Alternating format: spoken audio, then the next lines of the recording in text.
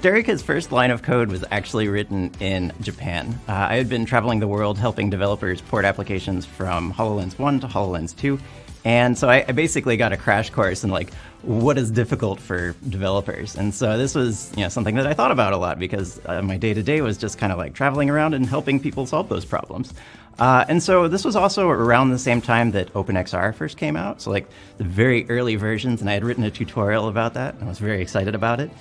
So StereoKit was really born from this opportunity for cross-platform development with OpenXR, and then all of these hard, tough problems that people were encountering. So it was really designed to solve everything that I was just working with on a daily basis. So hopefully it solves these problems for you as well.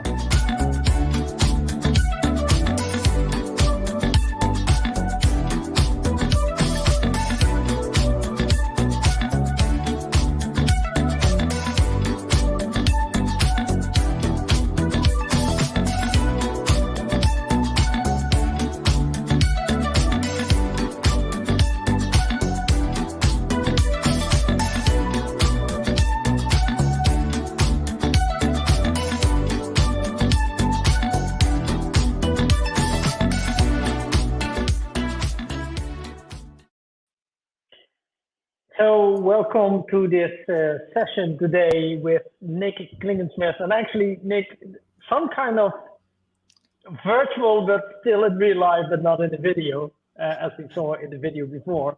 Very funny. I wasn't expecting to see myself there in the intro. Yeah, great. Yeah, fantastic. So, Nick, basically, your title is Mixed Reality Academy Lead Engineer, but you just in the intro told me that you are the creator of StereoKit. And what I want to do is I'll pull up your slides and let me see that I can add up to the stream, and then I'll remove myself from the stream and give you the floor for your mixed reality using .NET StereoKit presentation. Yeah, thank you. I'm Nick Klingensmith. I work at Microsoft on the Microsoft Mixed Reality Middleware and MRTK team. So if you've seen presentations by the MRTK people already, they are my coworkers, and I hope you enjoyed their presentations. So today I'm going to be talking about StereoKit. So you got a quick little blurb about StereoKit there in the intro. I did actually kind of write the first line of code here in Tokyo during a whole bunch of porting labs. It was really an interesting experience, and I think you'll see why StereoKit solves some of those problems that I was running into. So this has been a kind of a passion of mine for the last 3 years. It's kind of getting there in its age now. OpenXR released a while ago at this point, yes, so StereoKit is a mixed reality engine, and I'll get into that in just a moment here. I'll introduce myself a little bit more because my background kind of tells you a little bit about where I'm coming from and why StereoKit looks the way that it does. So I am actually from the game development industry. This is where I first kind of got into programming. I started making games when I was around 13. Back before there was really such a thing as a game engine, and I had to write my tech from scratch. So I learned a lot as I was growing up, and then I got into the professional industry out of college. So I worked in a lot of mobile and VR related games. So I have a very strong focus on graphics programming within these constrained environments. So like I worked on like shaders and graphics programming and special effects on like all of the things that you see here. I even created some of the games from scratch. I had a small studio of my own as well for a little bit. I tried to do the indie thing. That was fun and exciting. One of the interesting things that I found about myself going through my game development career, though, is that I actually I gravitated towards building tools more than anything else. Like I like making gameplay and game feel and stuff like that, but tools was kind of where it was at for me. It's what I was best at. So I actually did make a living for a short while before I joined Microsoft, just selling tools on the Unity Asset Store. So lots of extensions for doing graphical things, level design things, shaders, special effects. And so I had a pretty decent business. That was a lot of fun. So I have this mentality of like, how do I build a tool?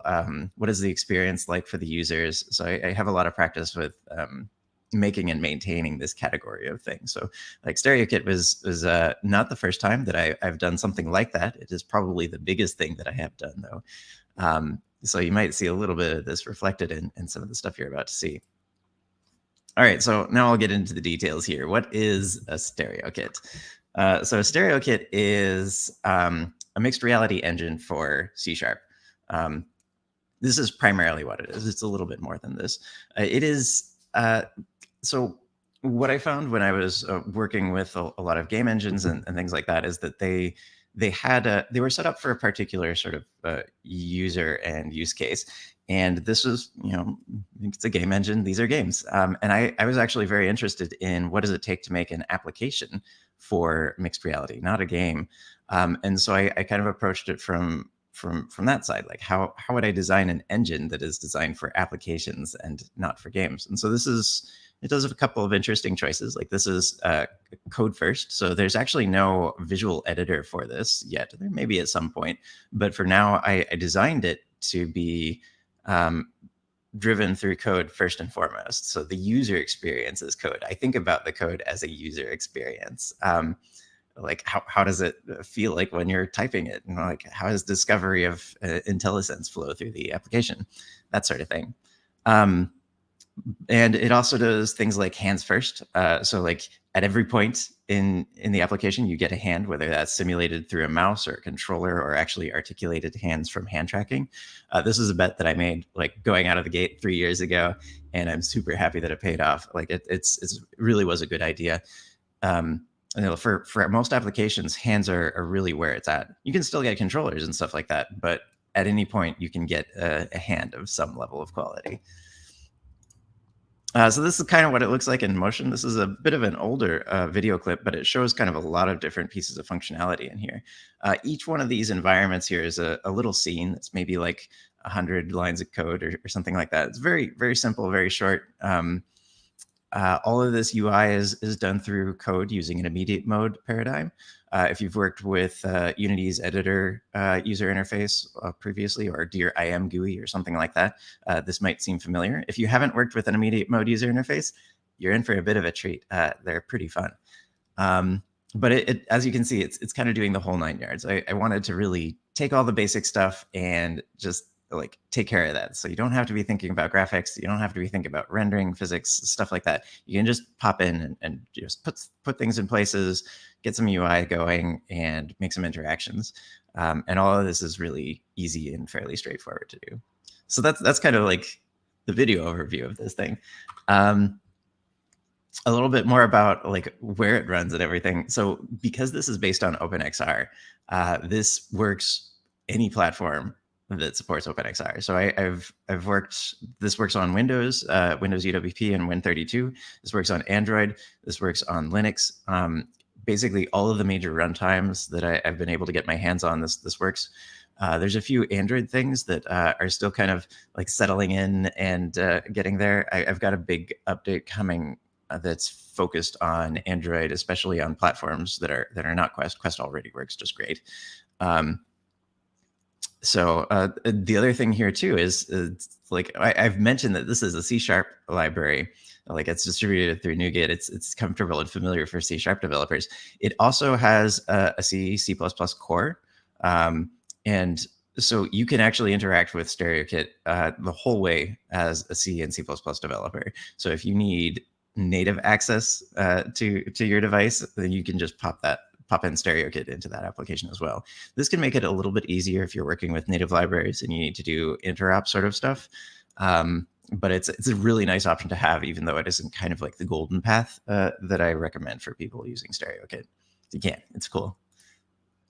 And I've shown you a bunch of VR sort of style stuff. Here's a couple of clips of just doing AR sort of thing. So these are all like, I think these are all recorded on the HoloLens. So like QR code recognition, eye tracking, world mesh stuff. The bottom right one is just kind of applying lights to the world mesh, virtual lights.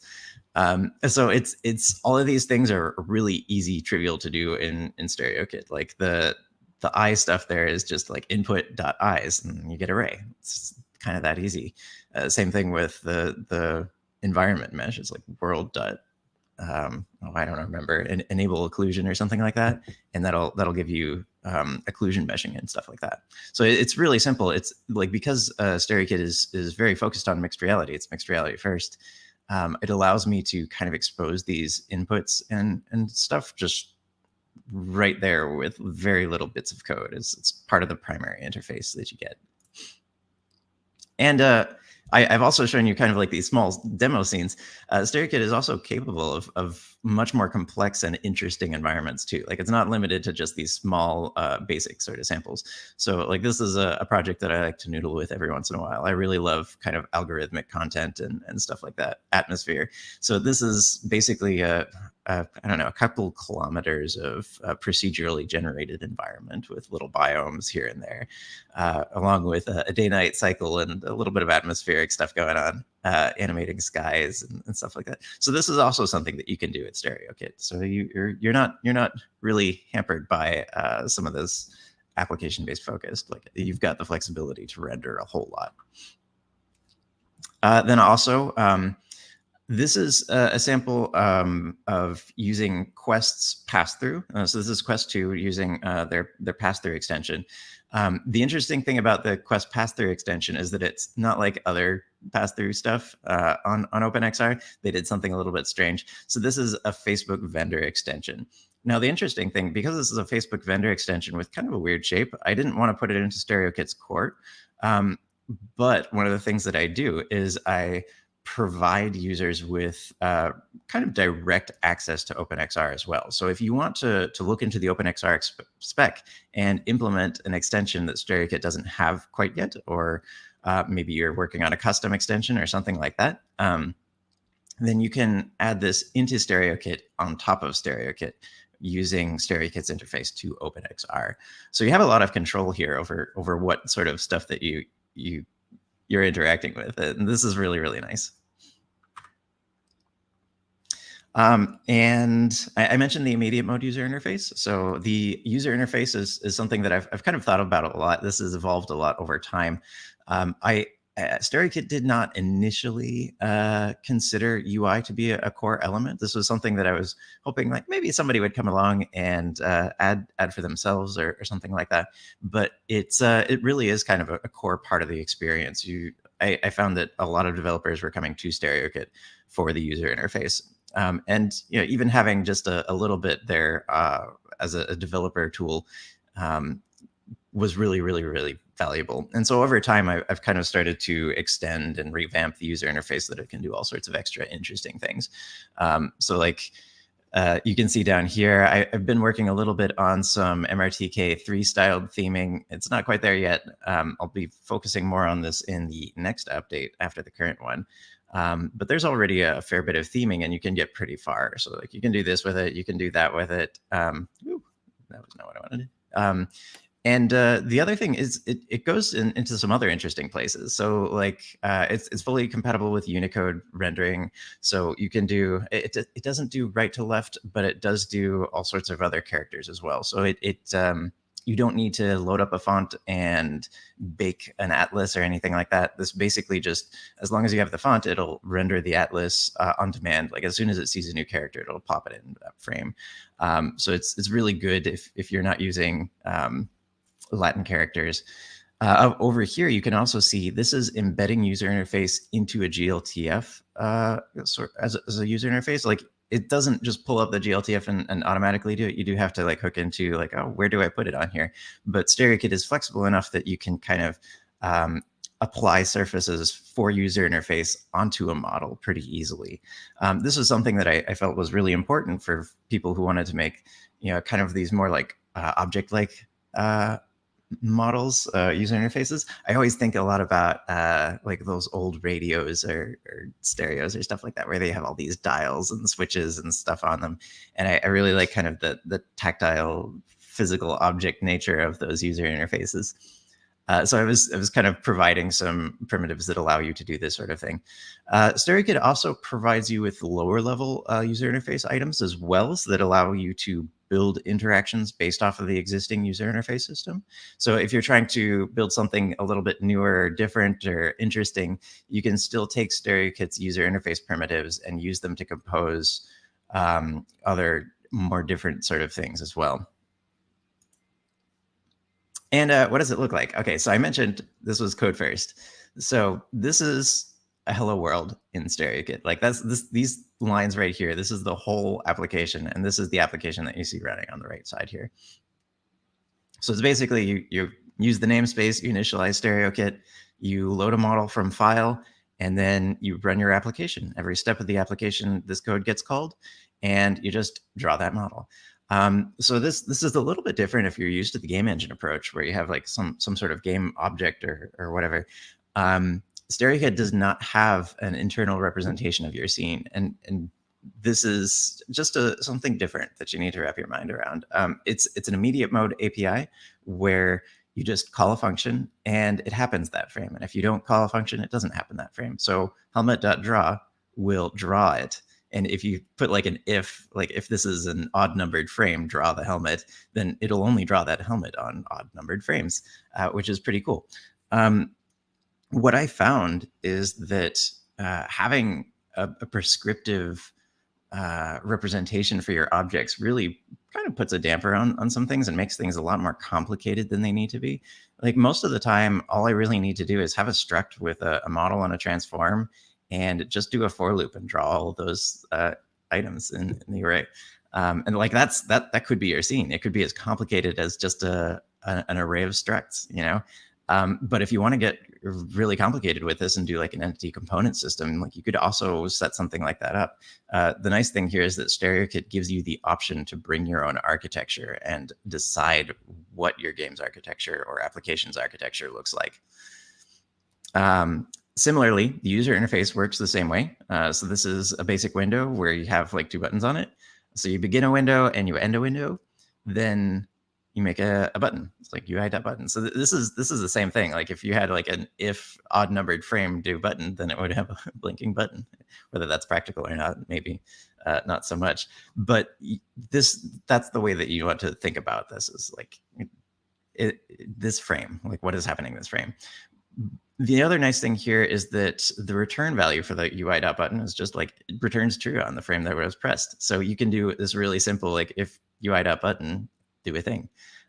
That's a really nice paradigm to be able to use, because this feels a lot like all the rest of your code. Like you're not doing anything weird or strange. Like this is all fairly normal stuff.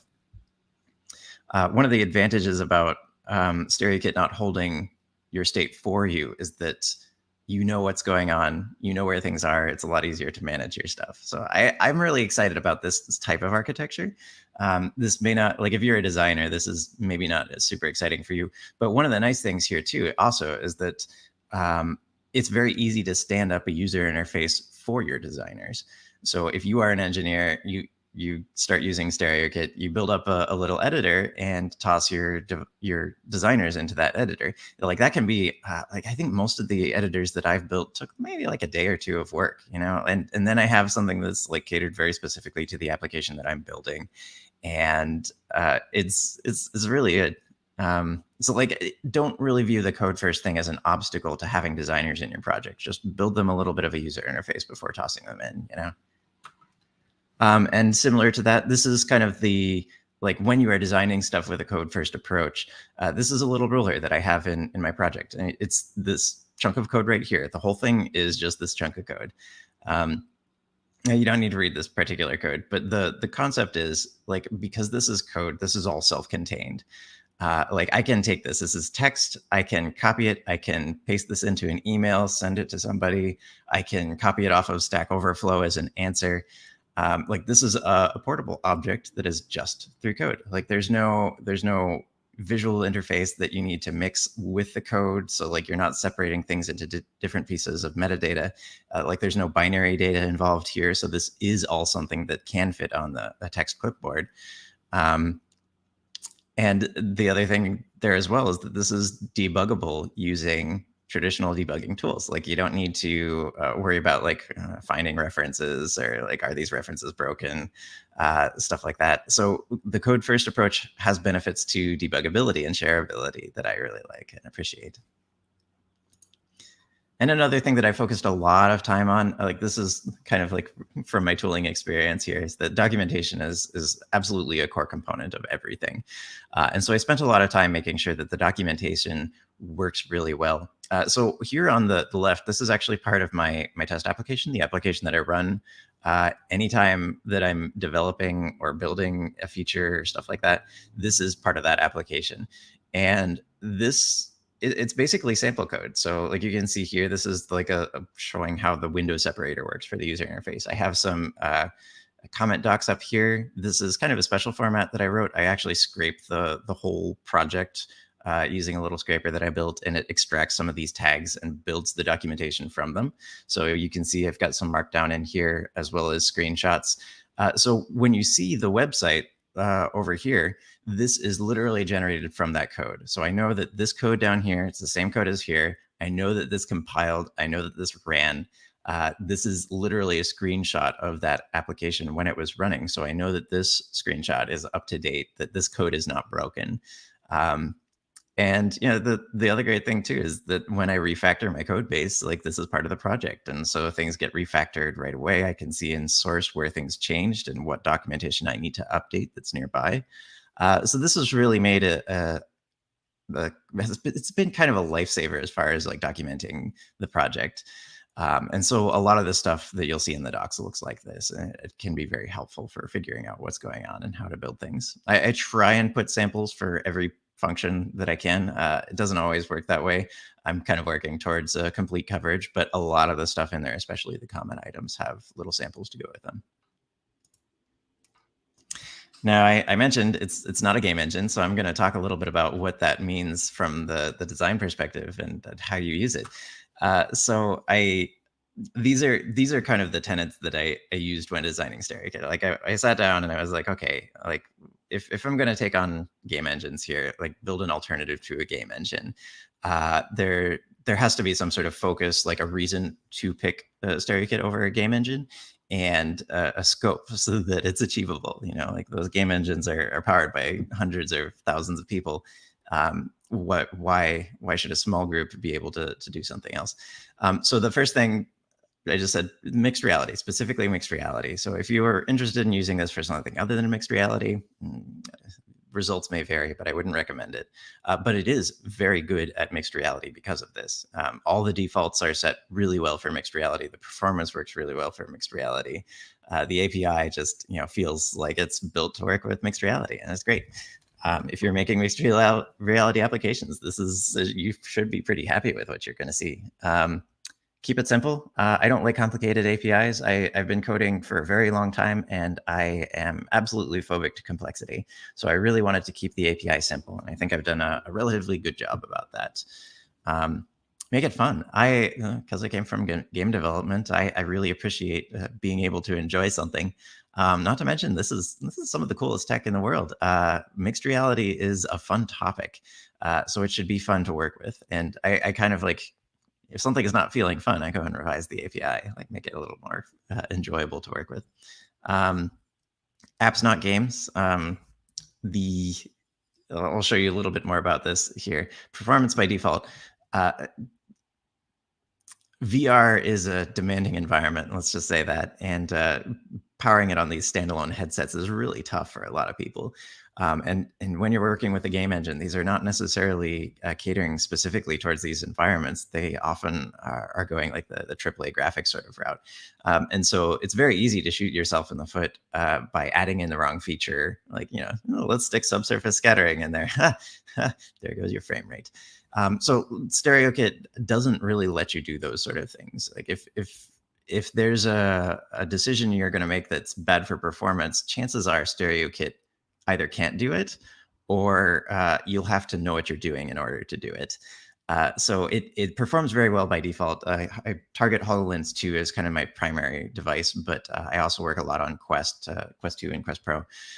So it's very, very good on those devices, and you'll find that you actually have a lot of headroom to work with, which is really nice. And then the trivial user interface, like I really hate working with UI, and so it's really nice when I can just stick UI in there and it's easy for a change. So reflecting on that, here is a built-in file picker. This is actually the fallback file picker. A lot of operating systems provide a file picker in mixed reality, like the UWP or HoloLens 2 one just like pops up. It's part of the operating system and lets you pick files.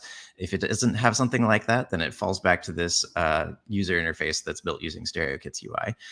But basically, among other things, you may have noticed that this is working at runtime. Like I just picked a file from the file system and loaded a GLTF there. StereoKit's asset pipeline is also at runtime. So you don't need to compile your assets. You don't need an asset bundle. Like you don't need any sort of processing stage. You can just take these normal file formats and load them in at runtime. You don't have to do anything extra. So that's a really, really handy feature, and it's super important to have when you are trying to build an application. Like working with a file system is just part of the deal. If you're trying to be productive, you're creating files, you're loading files, you're importing assets, like all that fun stuff. So the file picker was something that I felt was very important to have for StereoKit. Similarly, StereoKit has some progressive loading stuff. So this GLTF on the left side here is actually like 300 megabytes of PNGs. So it's like loading a whole bunch of data and then decoding it and everything like that. And it takes a little bit of time. This is kind of the price that you pay for a runtime asset system. Like it takes a little bit longer to load these assets. They aren't really like compressed or optimized in the same way that it might be for a game engine.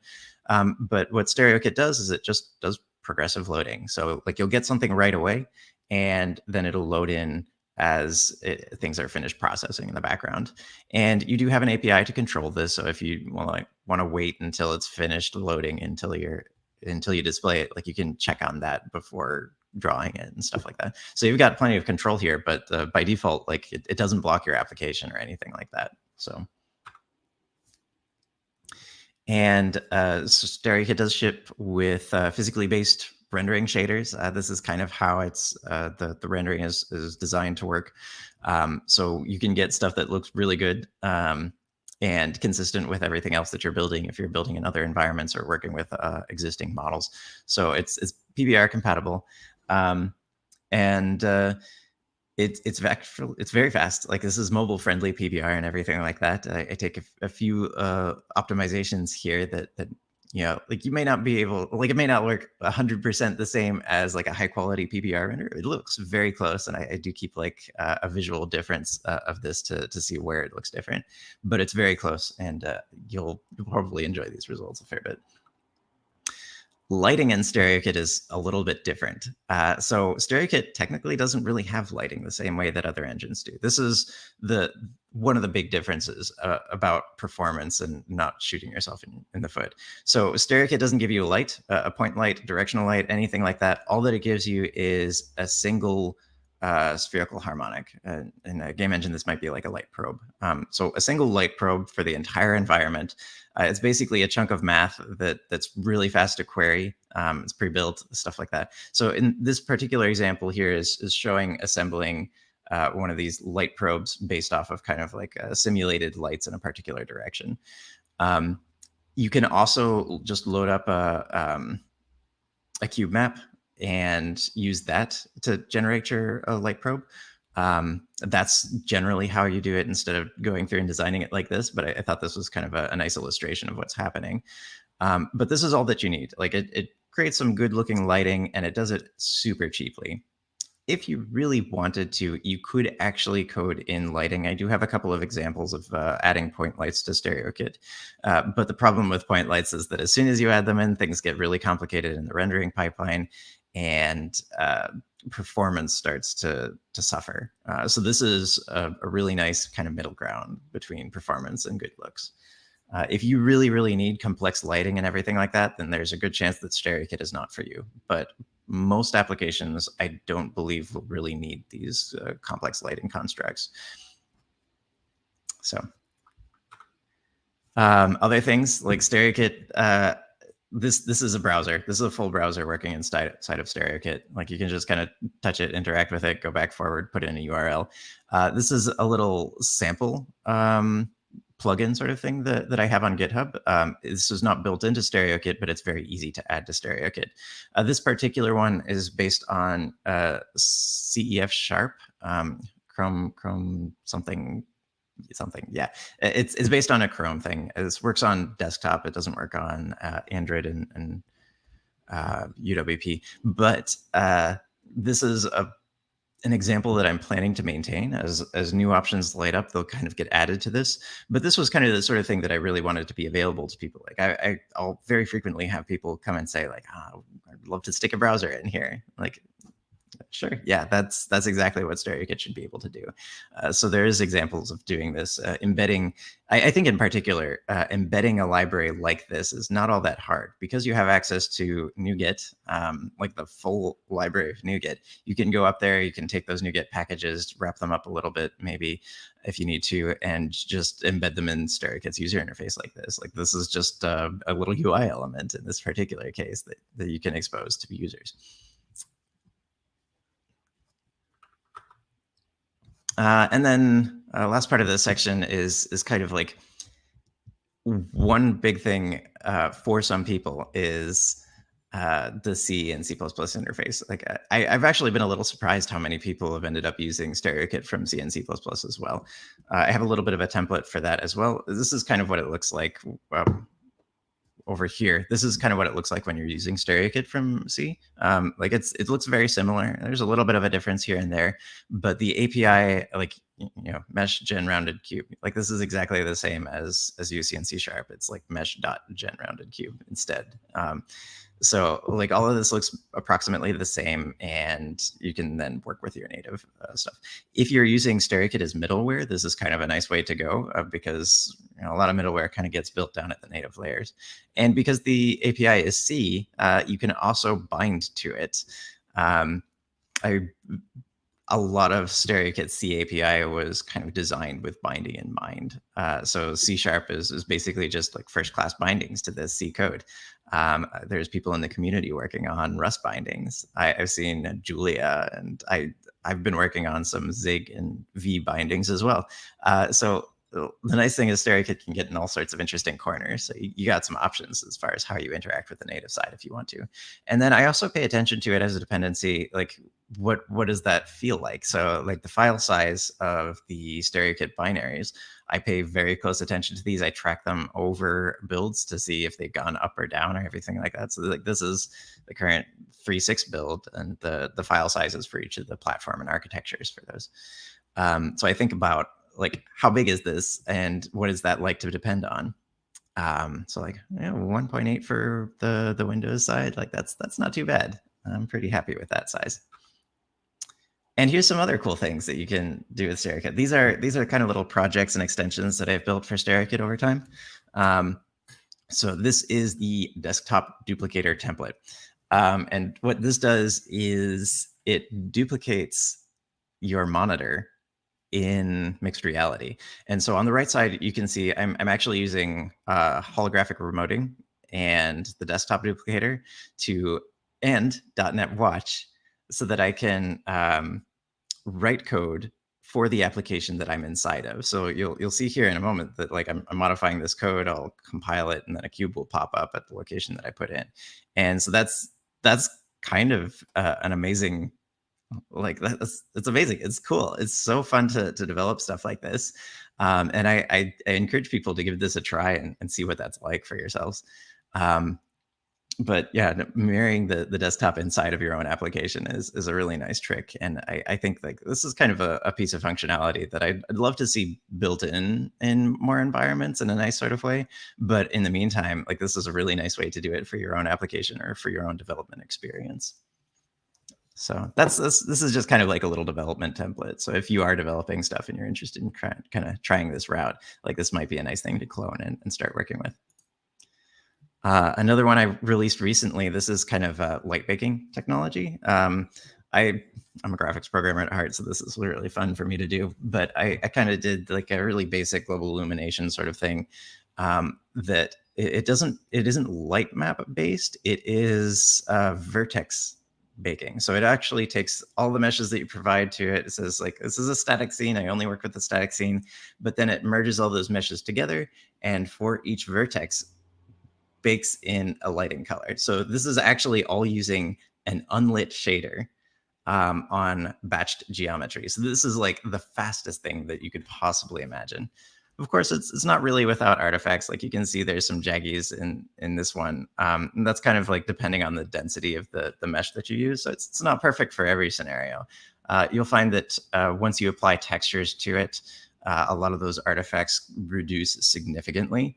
So this might be something that you could try out if you're looking for some nice lighting and you have a static environment like this. It's also got some interesting code as far as like managing a scene. Like what does managing a scene look like in StereoKit? So if you're kind of wondering about how that works, this might be a good project to dig through and peek at, steal some code from. Everything here is actually MIT licensed as well, so please steal code. Ready Player Me avatars. This was actually something that somebody in the community pointed out to me. Like Ready Player Me is really easy to use, and it's nicely licensed. I believe it's kind of like a Creative Commons attribution sort of thing. So you can just embed this in your application, and as long as you attribute them, I believe that's pretty much all you need to do. I'm not a lawyer, don't take my advice, but that's the thought anyways. So I did add some code that allows you to easily add in an avatar based off the Ready Player Me stuff. They basically just have kind of a GLTF that follows a certain set of standards, and you just bind your inputs to it. So this can also be really great if you're trying to bind to something else. Like it's a good reference. There might be some small differences, but a lot of that code is going to be reusable. This also does stuff like elbow estimation and things like that. This is a little camera, and you'll actually see this in the previous one. So it's just a little widget that I coded up that renders the scene from a particular perspective, and then it'll output a stream of images that you can then turn into a GIF. So I actually use this a lot for documenting things or sharing GIFs on Twitter or even these presentations. Like you'll even see here on this particular frame, this was actually taken using that little camera. So this is a nice little sample of like how to render the scene from an additional perspective. And if you are trying to record stuff for promotion, this is also a really nice tool to have because it can output really nice high quality images. I've also, I do have a variation of this that I haven't published yet, but I've hooked this into a virtual webcam as well. So I have actually attended meetings from inside of StereoKit on Teams, which is hilarious and amazing. Maybe one of these days I'm going to do my presentations inside of StereoKit. But that's still kind of a work in progress. I'll publish that at some point. If you're really interested in that, I might be able to send you some code if you ping me on Twitter or Discord. So all of these little tools and extensions that you just saw here, these are on the docs site. It's just the tools and extensions document there, just as a list of stuff. There's a few other things in there that are also kind of interesting, but all of this is linked over there. So just gonna wrap this up now. Basically everything you can find over at stereokit.net. Now I'm not gonna say if this was intentional or not, but stereokit.net. Perfect. So that's the docs, that's the website and everything. There is also a couple of other things that you can use to get started. So StereoKit is distributed via NuGet. So if you're a C# developer already, like you probably know what that means. It's just super easy to do. There's Visual Studio templates out there for UWP and .NET Core. You can just go to the Visual Studio Marketplace and install them, and you got some templates ready to go. There's also, I'm working on some more formal stuff for Visual Studio Code, but I've got a little bit of documentation on how you do this from Visual Studio Code as well.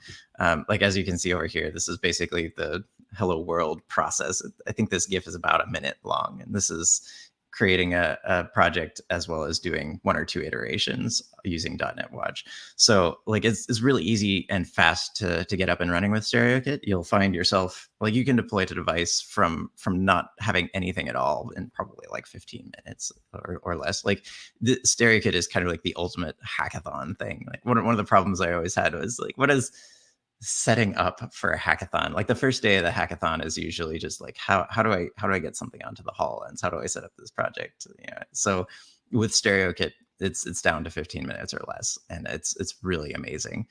Getting started and then iterating on device with StereoKit is such a joy. And then all of this is also on GitHub. So StereoKit is MIT licensed. It's been on GitHub for 3 years now. There's like over 20 contributors. If you want to fork it, make some changes, contribute them back, or go off in a different direction, whatever, it's up to you. I've had plenty of people take code from StereoKit and stick it in Unity to implement certain features too. Like that's great too. If you're making your own OpenXR engine, it's good reference. The code is fairly clean. I've done a good job of trying to keep it fairly simple. Again, I'm afraid of complexity. I hate it. So the code base is not all that complicated unless you get into the build system. So yeah, that's it. That's me. You can find me on Twitter at Kojaku. There's a Discord for StereoKit, and I'm always on there. We have a great community of people. They're all lovely. You'll get an answer to your questions for sure. And then StereoKit.net and github.com/StereoKit. This is an organization that has a collection of different GitHub repositories related to StereoKit. So that's all I've got for you. If you've got any questions, I believe I've got some time. So Nick, thank you for your presentation. Very cool. I'm not a programmer, so I could try to ask a few very sensible questions, but I can't. But there were some people asking questions, also already answering questions in the same stream. But I'm going to put this question on. SappyDev, it's a nice name for well, someone called SappyDev. Basically, the first message was cool, and the second message was, so don't have to use Unity at all for StereoKit. So maybe you can elaborate a little bit on that. Yes. Yeah. So StereoKit is in fact a full alternative to something like Unity or Unreal. It does all the rendering, it does all the device management for you. So yeah, you don't have to use a game engine for this. Now, the only thing that they really share in common is just the C# language. So I'll occasionally get questions about like, oh, can I use StereoKit with Unity, or oh, can I use Unity with StereoKit? And that's not quite how it goes. It's one or the other. Mm-hmm. Yeah. Well, and Unity is using C#, of course, but if you look at Unreal, I think it doesn't have that. It does C++. Yeah. One advantage of StereoKit, though, is that it does get to stay up to date a lot easier. So like I'm currently on .NET 6 with StereoKit. So you get access to some of those newer features that you might not have in some of those other environments that move a little bit slower. Yeah. Okay, so some more questions come in. I'll just ask the question of SappyDev first, because that basically goes on to the first question. What are the current limitations of StereoKit compared to Unity? And why would I choose one over the other? Yeah, so I think the biggest difference that you're going to notice is the user interface. Like you kind of get a big editor for Unity, and then graphics. StereoKit's graphics are intentionally very pared down, so that you aren't getting the same sort of level of graphical fidelity. So if like you really want something that looks really good, that has like these big luscious environments with fantastic lighting, I would still recommend Unreal or Unity in those particular cases. If you're developing a game, those are absolutely, or even just like an interactive experience with good visuals, that sort of thing. Like those are still going to benefit from the game engine's focus on graphics and rendering. StereoKit, on the other hand, because it is mixed reality first, it does a lot of things just by default. Like if you go into a game engine and you're trying to set up for mixed reality, there's a lot of hurdles that you have to jump through to set up the project correctly, get your graphics singing the right tone, stuff like that. So if you're doing a mixed reality application that doesn't need graphics, StereoKit is going to be a better choice. But the game engine is maybe a little bit older or mature in some ways. Yeah, okay. Well, it's a different angle, basically, that you take. And as you said before, just for people that didn't pick that up, you could actually embed C# code from StereoKit into Unity to actually make it work. It's not a one-to-one translation, but they're kind of similar in many ways. So yeah. So there's another question from I don't know how to pronounce this, but it says CWU or CU. I don't know. I believe that's Christoph, actually. Christoph. So you know him. So he's asking a question: will MRTK, so Mixed Reality Toolkit, features like tooltips, tag-along, billboards, and other be available in the SDK, or so in StereoKit, or are examples for this project available based on that? Yeah, so I do have long-term plans to align very strongly with MRTK's feature set. I think the biggest thing that I have to do is rework the user interface system with a lot of those thoughts in mind. So this is the next update that I'm planning to do. That one's going to be very much focused around revamping the UI, making it capable of certain things, better theming, that sort of thing. So I've definitely got MRTK's feature set on my mind a lot. Since I work with those people, I get to see their work every day. I even get to like talk with them about like how some of those things work. So like we've actually already exchanged codes in certain parts, like the button pressing logic and stuff like that. So I've improved their buttons too. So yeah, I work closely with those people. They get such wonderful design documents related to user interface, and I'm definitely going to be piggybacking on that more in the future. Super. Well, Nick, thank you very much for being on the show today, and the work you're doing. It's really great. Again, I'm not a programmer, but I can see where the benefit actually is. So I would say keep up the good work, but you'll probably be doing that. Thank you. I'm going to start the outro video. Yeah, thank you, everybody. Appreciate coming to see.